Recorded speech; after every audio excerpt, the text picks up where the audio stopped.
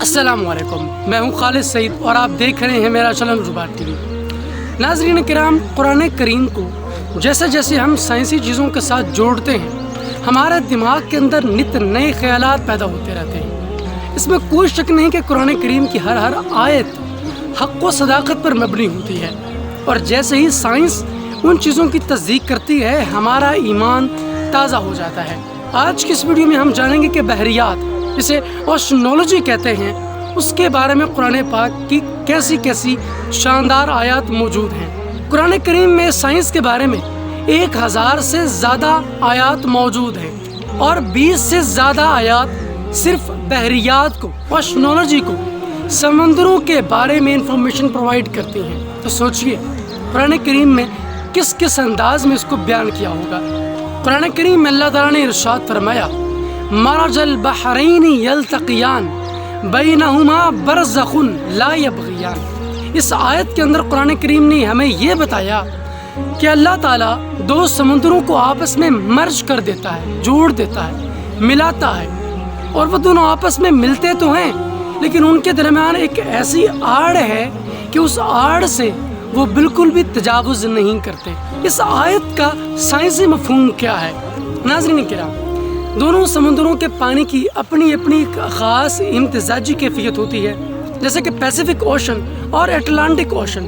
یہ دونوں جب آپس میں ملتے ہیں تو ان کے درمیان ایک خاص طرح کی آڑ بھی ہوتی ہے، جو ان دونوں کو ایک دوسرے میں پوری طرح ملنے نہیں دیتی، اور یہ آڑ فرق بتاتی ہے کہ یہ ایک الگ سمندر ہے اور یہ دوسرا ایک الگ سمندر ہے۔ سائنسدان یہ بتاتے ہیں کہ دونوں سمندروں کے الگ الگ رنگ اس وجہ سے ہوتے ہیں کہ دونوں کا ایٹماسفیئر الگ الگ ہوتا ہے۔ سمندر کے پانی کی بھی بہت ساری قسمیں ہیں۔ ضروری نہیں ہے کہ پورا سمندر ایک ہی طرح کے پانی سے گھرا ہو، بلکہ اس میں گرم بھی ہو سکتا ہے، ٹھنڈا پانی بھی موجود ہو سکتا ہے، نمکین اور کھارا پانی بھی ہو سکتا ہے، اور ساتھ ہی سمندر میں میٹھے پانی کی بھی ایک خاص سطح ہوتی ہے۔ اور جب وہ آپس میں ملتے ہیں تو ان کی مختلف کیفیتوں کی وجہ سے ان کے رنگ بھی بدلتے ہیں۔ اور اللہ تعالیٰ نے یہ جو قرآن کریم کے اندر ارشاد فرمایا کہ بینہما برزخ، اسی کو ایک اور آیت کے اندر واضح فرمایا۔ ارشاد خداوندی ہے، وَجَعَلَ بَيْنَ الْبَحْرَيْنِ حَاجِزًا، اور اللہ نے دونوں سمندروں کے درمیان ایک حاجز، ایک آڑ کو بنا رکھا ہے۔ اس آڑ کو دوسرے لفظوں میں ہم یہ کہہ سکتے ہیں کہ ایک ریزسٹینشیل ایریا ہے، یہ ایک پارٹیشنل ایریا ہے، جس کے ذریعے دونوں سمندروں کا فرق واضح ہو جاتا ہے، کیونکہ ہر ایک سمندر کی اپنی ڈینسٹی ہے۔ یہ جو دو سمندروں کی بات کی گئی ہے، پوری دنیا میں یہ ایک ہی جگہ پر نہیں ہے، بلکہ مختلف جگہوں پر پائے جاتے ہیں، جیسا کہ پیسیفک اوشن اور اٹلانٹک اوشن۔ یہ دونوں جب آپس میں ملتے ہیں تو ان کے درمیان بھی ہمیں یہ آڑ دیکھنے کو ملتی ہے۔ بالکل اسی طرح کیپ پوائنٹ اور کیپ پینسولا میں بھی یہ خاص طرح کی پٹی، جسے حاجز قرآن کریم نے کہا ہے یا برزخ کہا ہے، یہ ہمیں دیکھنے کو ملتی ہے، جس کو سائنسی زبان میں پائکلوکلائن زون کہا جاتا ہے۔ جیسے جیسے پانی کا کھارا پن یا میٹھا پن بڑھتا یا کم ہوتا ہے، ویسے ویسے اس میں بھی تبدیلی آتی ہے۔ قرآن کریم کے اس بیان کی تصدیق ڈاکٹر ولیم ہے نے کی ہے، جو کولوراڈو یونیورسٹی امریکہ کے اندر پروفیسر رہ چکے ہیں اور ماہر ارضیات ہیں، یعنی جیولوجی اور اوشنولوجی کے بہت بڑے پروفیسر ہیں۔ ناظرین کرام، حال ہی میں ایک کانفرنس کے دوران پروفیسر درگاگاؤ، جو کہ جیولوجی کے بہت بڑے ماہر سمجھے جاتے ہیں، اور انہوں نے شاہ عبدالعزیز یونیورسٹی جو کہ جدہ میں موجود ہے، اس میں تدریس کے فرائض بھی سر انجام دیے ہیں۔ ان سے ایک سوال کیا گیا، وہ سوال یہ تھا کہ قرآن کریم کی یہ جو آیت ہے، او کظلمات فی بحر، اس کے بارے میں ان کا کیا خیال ہے؟ ناظرین، اس آیت کے اندر گہرا اندھیرا بیان کیا گیا ہے، اور سمندر سے زیادہ گہرائی والا اندھیرا کہیں بھی نہیں پایا جاتا۔ یہی وجہ ہے کہ قرآن کریم نے اس کو بطور مثال پیش کیا۔ پروفیسر درگاگاؤ کہنے لگے کہ یہ بات بہت بڑا انکشاف ثابت ہو سکتی ہے۔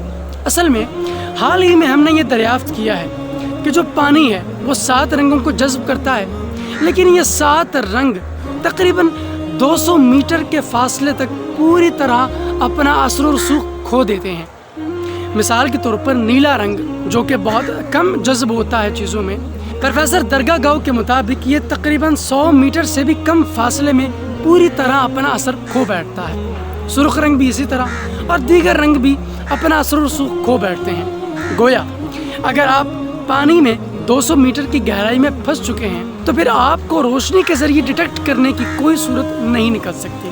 प्रोफेसर दरगाह गांव ये कहने लगे कि ये बात वाक़ईतन कुरान करीम की तस्दीक की तरफ जाती है कि जो 8 से 1400 साल पहले समंदर की गहराई को बयान भी कर रहा है और उसके अंदर इस अंधेरे को बतौर मिसाल भी पेश कर रहा है। हालांकि अरब का इलाका ऐसा इलाका है कि जहाँ पर हमें कोई समंदर देखने को नहीं मिलता।